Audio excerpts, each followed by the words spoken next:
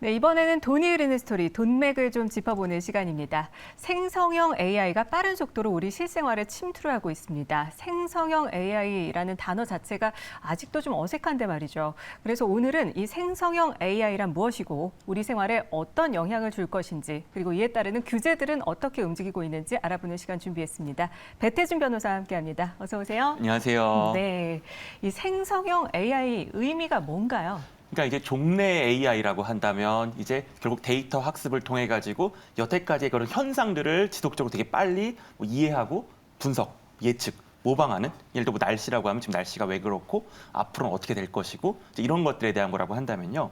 이제 생성형 AI라는 거는 기존 데이터랑 비교 학습을 해가지고 여기까지는 비슷한데 새로운 창작물을 만들어 나가는 이제 네. 그런 세계입니다. 이제 그런 창작물이라는 게 기존에 없던 창작물인 거고 뭐 언어라든지 뭐 미술 이런 되게 직관적 영역. 사실 이게 뭔가 경우의 수로 계산하고 빅데이터로 계산할 수 없는 인간의 그런 인격, 뭐 지적 능력, 감정, 사상 이런 것들이 담겨 있는. 그러니까 종래에는 인간의 영역이라고 생각했는데 이 부분에 대해서 데이터를 바탕으로 해서 뭔가 AI가 스스로 의사결정을 하는 것처럼 결과물을 이제 만들어내는 그런 거죠. 네, 기존에 없던 창작물을 생산해내는 거다라는 게 사실 이슈, 특히 핵심이 아닐까 싶은데 이 생성형 AI 시장의 규모가 어느 정도입니까? 그러니까 지금 이게 글로벌하게 지금 보고 있는 이제 그랜드 뷰 리서치라는 데서 지금 나왔었는데요. 네. 거기서 2022년에 약간 101억 달러, 13조 정도인데 2030년이 되면 1,093억 달러, 약간 142조 정도라고 그래가지고 매년 한 30% 이상의 성장을 보고 있고 어마어마한 그쵸. 시장이네요. 굉장히 네. 다른 데랑 비교해도 성장률이 높고 네. 10년 안에 현재보다 10배 이상 이제 커질 걸로 보고 있고요. 물론 이제 국내 시장에 한정해가지고 생성형 AI를 구체적으로 시장 규모를 나타내 준 경우는 없는데 전체 시장으로 본다라고 하면 2023년에 약 2조 6천억 원에서 2027년에 약간 4조 정도로 해가지고 연 15% 이상 네. 한국의 AI 시장도 굉장히 빠르게 성장하고 있다고 볼 수 있습니다. 네, 이 생성형 AI가 주로 이용되고 있는 분야는 어딜까요? 사실 가장 많이 지금 얘기가 나오고 있는 거는 콘텐츠.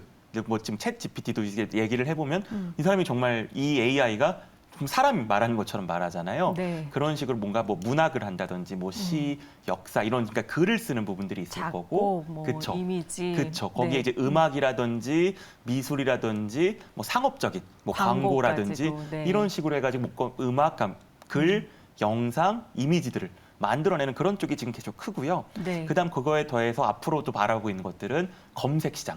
검색 지금의 검색은 저희가 이제 검색어를 넣으면 쭉 링크들이 나와가지고 네. 그 중에 원하는 거를 이제 찾아가는 그런 건데 그게 아니라 어떤 명령어를 넣으면 저의 마음에 맞는 것들을 쭉 정리를 해서 준다든지 네. 뭐 챗봇처럼 쭉 대화를 해준다든지 그런 것들이 있고 아마 궁극적으로 이제 AI를 개발하는 사람들의 얘기를 들어보면 인간의 인적 그런 지적 능력이 들어가 있는 모든 영역으로 확대를 하는 것들이 이 생성형 AI의 궁극적 목표라고 하더라고요. 그렇군요. 사실 질문을 어떻게 넣어야 될지 질문을 잘 넣으면 원하는 답을 얻고 그쵸. 그렇지 않으면 또 이상한 얘기를 하더라고요. 그쵸. 이런 게 좀 어렵던데 이 생성형 AI로 인해서 각광을 받고 있는 인접 사업은 뭐라고 볼 수 있을까요? 그러니까 이 AI라는 게 결국 이제 머신러닝을 하고 그리고 이제 그렇게 해서 답을 찾아가는 인간의 뭔가 신경망과 비슷한 식으로 이제 답을 찾아가는데요. 네. 그러려면 가장 중요한 게 엄청난 데이터가 모여야 되고 그 데이터를 바탕으로 이제 그런 알고리즘에 따라서 계산을 해가지고 나가는 네. 결과값을 만들어야 되잖아요. 네. 이 경우의 수라는 게 정말 상상도 할 수 없을 정도로 많기 때문에 맞습니다. 그거에 대한 뭔가 데이터 처리 능력,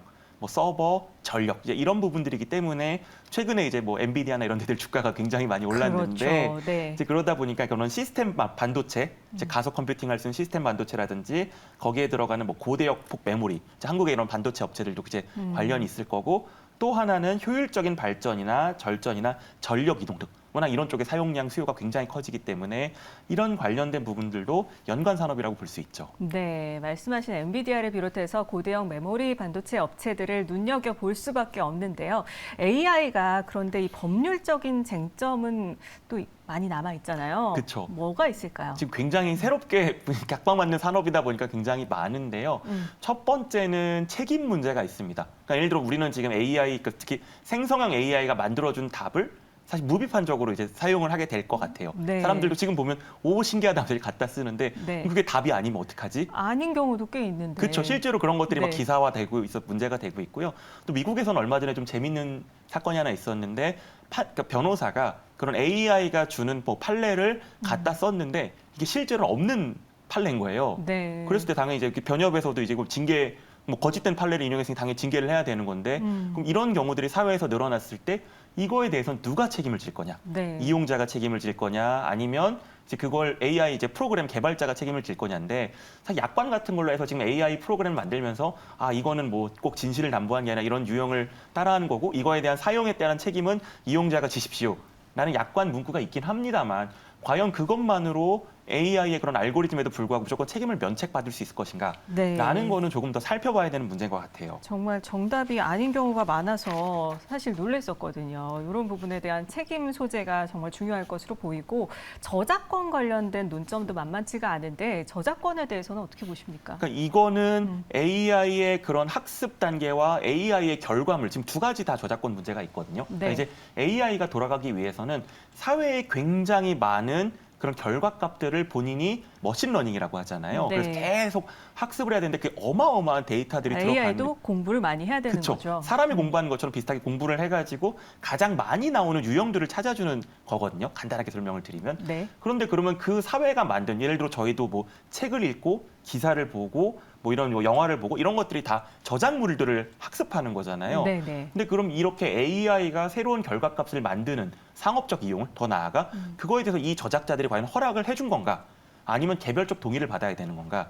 아니면 이거에 대해서는 뭔가 일종의 공정 이용으로 봐서 저작권, 학습 단계에서 예외를 인정해 줄 건가? 라는 이제 학습 단계가 하나가 있고요. 이제 더 처음에는 학습의 문제를 많이 삼았는데 지금 더 문제가 많이 나오고 있는 것들은 네. 결과물입니다. 네. 왜냐하면 이제 저작권이라는 것 자체를 좀 생각을 해보면 예를 들어 우리가 뭐 글을 쓰고 하는데 저작권 인정해 주는 거는 오래 걸리잖아요. 네. 오래 걸리고 인간의 많은 노력과 시간이 들어가서 저작물을 만드는 건데 지금 AI 뭐 서버 챗GPT 같은 거 써보셨으면 아시겠지만 네. 넣으면 몇 초 안에 네. 뭘 만들어 주잖아요. 그렇죠. 그러니까 인간이 저작물을 만드는 속도하고는 비교할 수 없을 정도로 많이 만드는데 놀랍더라고요. 책도 그냥 쓰겠던데요, 정말로. 그쵸? 네. 그러면 이거에 대해서 저작권을 인정해 줄 것인가? 그럼 이거 그럼 AI 그런 개발자한테 저작권을 주면 예전에 무슨 조지 오웰의 그런 소설에 나온 빅브라더처럼 어떤 특정 그런 개발자가 전 세계의 모든 문장과 이미지와 텍스트와 영상을 다 저작물로 만들어버리면 어떡하지? 나 이제 그런 두려움도 있고 또 반대로 이용자한테 줄 때는 이용자도 그렇게 할 수 있어요. 이용자도 명령어만 막 넣어가지고 내가 저작권을 점유하겠다. 라고 하면 이제 그게 그럼 이거는 그럼 저작권에 예외를 해줘야 되냐? 네. 이런 약간 저작권 자체에 대한 좀 근본적인 개념이 좀 바뀌는 거고 사실은 여기에 들어가면 파생적으로는 뭐 2차 저작물, 뭐 변형 저작물, 네. 저작권의 등록 굉장히 이슈가 많거든요. 네. 그래서 이걸 어떻게 할 건지에 대해서 지금 논의가 굉장히 분분합니다. 그렇군요. 원래 있던 걸 2차로 저작했으니까 내 거다라고 예. 하면 어떻게 해야 되는지 이런 그렇죠. 논란이 방법이 없죠, 지금은. 심할 예. 것으로 보이는데 네. 이뿐만 아니라 개인정보 침해 우려도 많이 있는 것으로 알고 있습니다. 그렇죠. 우리나라에서 몇 년 전에 어떤 챗봇이 학습을 하는 과정에서 개인 정보를 무분별하게 습득을 했어요. 무분별하게 습득을 했는데 그럼 이게 동의를 안 받았다라는 식으로 해서 이제 과태료랑 과징금을 받았는데요. 네. 사실은 어차피 학습하는 과정에서 개인 정보를 일일이 걸러내는 것 자체가 쉽지가 않을 거고 그럼 뭐 이제 학습이니까 그럴 수도 있지라고 하고 있는데 최근에 좀 문제가 되는 것들은 뭐 챗봇이나 아니면 이런 챗GPT나 뭐 다른 이런 프로그램들이 그런 뭔가 결과물을 배출하는 과정에서 개인 정보나 사생활들이 엮어서 뭐 이걸 좀 익명 처리를 했다고 하지만 누군지 충분히 유추 가능하게 네. 그런 것들을 내놓고 있거든요. 그랬을 때는 사실 우리 개인들이 거기에 동의한 적이 없는데 이거에 대해서 왜 개인 정보를 그럼 쏟아내지? 이제 그런 논란이 있기 때문에 개인 정보를 어떻게 걸러낼 것인가? 그 동의의 범위는 어떻게 잡을 것인가? 이거 역시 법률적 쟁점이 될 것 같습니다. 네, 저작권, 뭐 개인정보 침해 우려 여러 가지 얘기를 해봤는데 우리나라에서도 인공지능과 관련된 법률안들이 여러 개 올라가 있는 것으로 알려져 있는데요. 어떤 것들이 있나요? 그러니까 지금 뭐 인공지능, 뭐 육성법, 뭐 책임법, 기본법, 뭐 그런 제목들이 굉장히 다양한 10몇 개 이상의 지금 법안들이 올라가 있고요. 그래서 이제 거기 나온 것들의 이제 가장 큰 이제 뭔가 이제 가장 핫한 주제는 결국 고위험 인공지능, 그냥 생성형 AI라고 생각하시면 돼요. 어쨌든 그렇게 결과물을 낼 수 있는 그런 인공지능에 대해서는 뭐 사전 고지 의무, 예를 들어 인공지능에 기반해서 운용된다라는 것들을 이용자에게 알려야 되고 네. 신뢰성, 예를 들어 이 결과물이 어떻게 나왔는지 우리가 뭔가 의문을 제기했을 때 그거에 대해서 대략적으로 설명을 할 수 있어야 되고 뭐 이용자에 대한 뭐 이의 제기라든지 거부라든지 그런 이용자 보호, 또 서비스 제공자가 아까 말한 대로 잘못된 결과가 나왔을 때에 대한 뭐 손해배상이라든지 이런 것들이 있고요. 또 하나 또 재밌는 주목할 만한 것들은 운용 원칙이라고 하는데 네. 인간의 윤리적 관점, 벗어나선 안 되고 네. 그리고 개인 정보나 사생활을 침해해서는 안 되고 인간을 해치거나 인간에 반해서는 안 된다. 이제 그런 근원적인 이제 그런 것들에 대해서도 함께 규정을 넣고 있습니다. 그렇군요.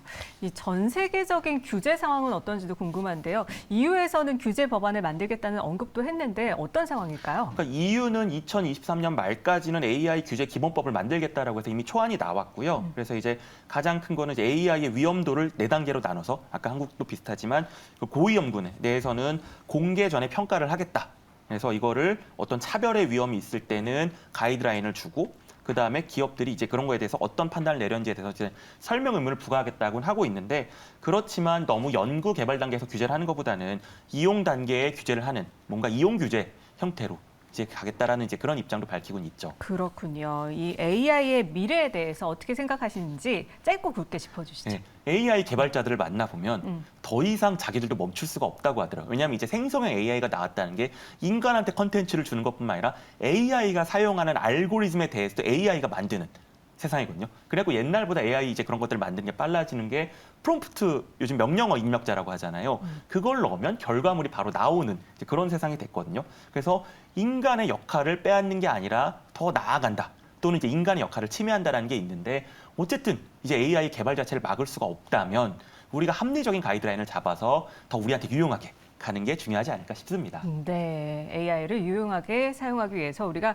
오늘 돈이 흐르는 스토리에서 생성형 AI에 대해서 배태진 변호사와 함께 자세히 들여다봤습니다. 오늘 말씀 고맙습니다. 감사합니다.